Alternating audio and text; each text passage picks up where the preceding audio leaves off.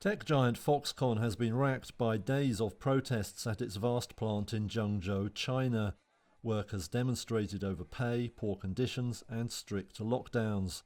The crisis could threaten output at a plant which makes 70% of all iPhones.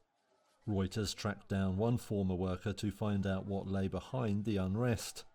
Mr. Ho, who didn't want to give a first name, said he and many others were attracted by promises of high pay.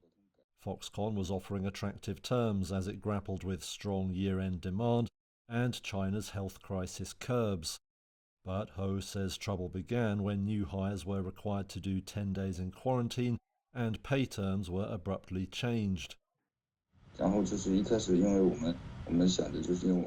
At first we thought to address the issue because we didn't voluntarily go into quarantine. And then we wanted to ask whether quarantine could be counted as working days. And then for the first gathering, we just wanted to discuss these issues.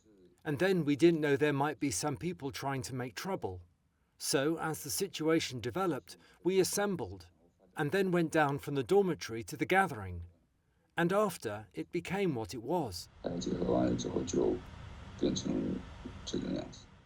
The Zhengzhou plant is essentially a city of 200,000 workers. Since October, Foxconn has enforced a closed-loop system due to renewed health crisis concerns. That essentially cuts the facility off from the outside world. But Ho says workers also lost all faith in what the company was saying.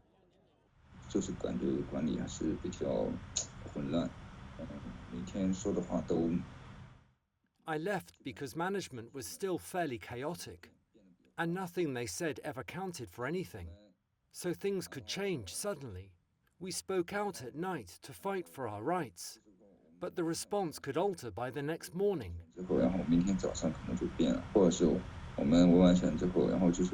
Some of us went to fight for our rights, while others just asked questions.